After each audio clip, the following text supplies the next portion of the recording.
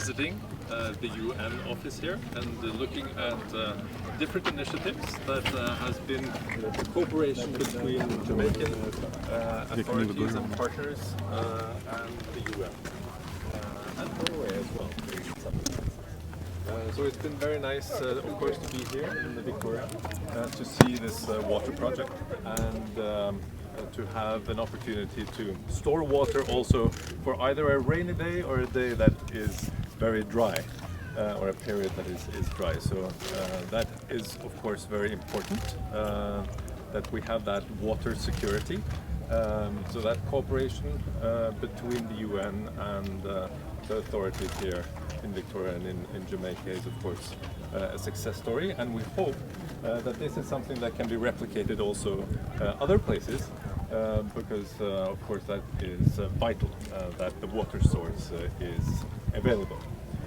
Also earlier today we were at Rocky Point Fishing Village, where we saw a project of the ocean and fishery and blue justice, where it's a project that is actually a cooperation also between Norway, but the Jamaican authorities and the UN is also helping, being able to track fishing vessels and also communicate with in a network, so that it's easier to fight illegal fishing and make it safer also for the fishermen and women that are out at sea. So that was also very interesting to see. So with that, I will open for some questions. We'll start with TVJ. Okay, thanks. Yes, for Rocky Point, sir. Now that you have a first-hand look at the area, what should we expect from it? Well, first of all, it was a beautiful area at the beach there with the ocean. Norway is an ocean country, Jamaica is an ocean country, and of course the sea and the resources above, below the waterline is very important. A community like Rocky Point Fishing Village is also, I mean, fishery is very important, but it is, there are challenges also when it comes to climate change, for instance. The hurricanes become stronger, the hurricane season starts earlier, and the reefs are threatened by warmer water and also pollution. So there are these issues that needs to be addressed.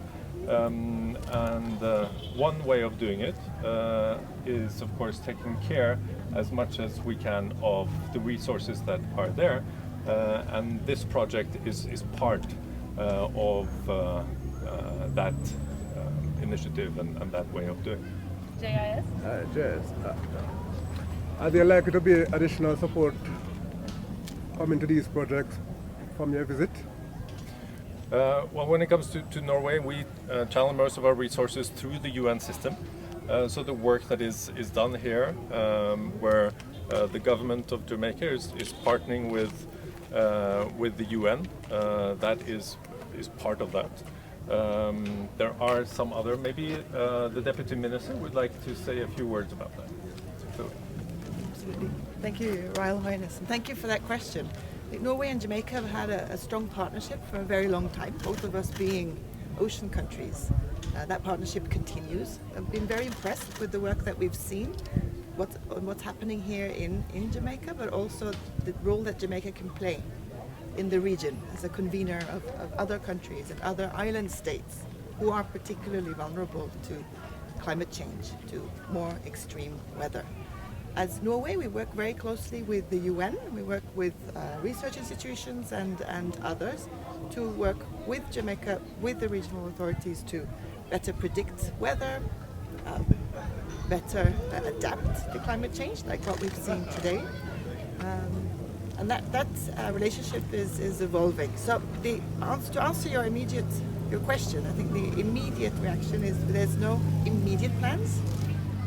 But of course the partnership will continue, and we work very, very closely, in particular with UNDP, to ensure that we can work together to mitigate the effects of climate change.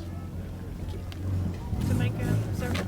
Yes, so this is a question for both of you. So if you want to step back in and answer, you've done a lot for Jamaica really on the ground, but we're in the season of COP, and can we in Jamaica count on Norway to really be an ally to small island developing states when it comes to leaning on larger countries to say to get to, how would I say, their climate goals, to complete their climate goals? Can we count on Norway to be an ally in that? Yes. No, thank you. And the reason why the Minister of Development is not here is because she's at COP to make sure, to lean on other countries and make sure that we get a good outcome. On the part of Norway, cutting climate gas emissions is important, but we are also scaling up support for climate adaptation. And that's a message we've heard very clearly from this visit as well, that it's important for countries like Norway to step up our efforts in that area. So we will certainly bring that message loudly and clearly in the COP as well.